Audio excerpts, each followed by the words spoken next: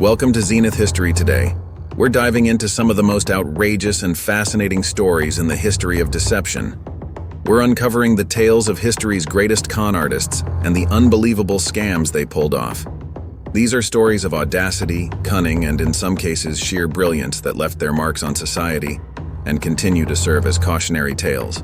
So, sit back, relax, and get ready to be amazed by these con artists and their legendary schemes. For Charles Ponzi, first on our list is Charles Ponzi, the man behind the notorious Ponzi scheme. Born in Italy in 1882, Ponzi moved to the United States with dreams of fortune. However, things didn't quite go as planned. After various failed ventures, he stumbled upon an idea in 1919 that would become his ticket to infamy. Ponzi discovered a legal loophole involving international reply coupons, basically postage vouchers that could be bought cheaply in some countries and exchanged for stamps worth more in others. It seemed like a simple arbitrage opportunity, but Ponzi had a much grander plan. He began promising investors an astounding 50% return in just 45 days, or double their money in 90 days. People flocked to him, desperate to invest their hard-earned money, thinking they were participating in some revolutionary new business. Ponzi didn't invest in international reply coupons at all. Instead, he used money from new investors to pay off earlier ones, creating the illusion of a highly profitable venture. For a while, the scheme worked brilliantly. At its height, Ponzi was raking in millions of dollars, living a lavish lifestyle complete with luxury homes, expensive clothes, and even buying a bank to support his scheme. But, as with all House of Cards schemes, it eventually crumbled. When the media and government authorities began investigating his operations, they discovered the truth. By the time his empire collapsed, investors had lost an estimated $20 million, a staggering amount for the time. Ponzi was sentenced to prison, but his legacy lived on. The term Ponzi scheme is now synonymous with financial fraud and remains a lesson in too good to be true investments. 3. Victor Lustig. Now, let's talk about Victor Lustig, one of the boldest and most resourceful con men in history. Lustig was a master of persuasion and disguise. Born in Austria-Hungary in 1890, he began his career as a scam artist by conning passengers on transatlantic ships. But it wasn't until the 1920s that he would go down in history for his most audacious con, selling the Eiffel Tower. Yes, you heard that right.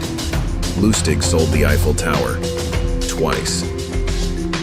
In 1925, Lustig read a newspaper article about the difficulties and costs of maintaining the Eiffel Tower. An idea struck him. He posed as a government official, convincing Parisian scrap metal dealers that the city could no longer afford the tower's upkeep and was looking to sell it for scrap. He even forged government documents to support his story, holding secret meetings at a prestigious hotel to discuss the deal. One dealer, desperate for the potential profit, paid Lustig a small fortune to buy the Eiffel Tower. Lustig took the money and fled to Vienna. Incredibly, when he returned to Paris a month later, Lustig pulled the same scam again. The sheer audacity of this con is almost unimaginable. When he was finally caught, authorities found a long list of other scams and counterfeit operations he had orchestrated over the years. His exploits earned him the title of the man who sold the Eiffel Tower, cementing his place in the annals of con artist history. 2. Frank Abagnale. Our next story brings us to Frank Abagnale, a modern-day master of disguise and deception whose life was later immortalized in the movie Catch Me If You Can. Abagnale's cons were not just about money, they were about playing a character. By the age of 16, he had already impersonated a Pan Am pilot, flying over 1 million miles for free. Using fake IDs and charm, he cashed millions of dollars in fraudulent checks around the world. But it didn't stop there. He posed as a doctor in Georgia, working in a hospital, and later as a lawyer in Louisiana, even passing the state bar exam. How did he manage to pull off these elaborate ruses? Confidence and meticulous planning. Abagnale's success relied on his ability to adapt quickly to situations, use technical jargon convincingly, and exude an air of authority that made others trust him. The sheer range of his impersonations is astounding.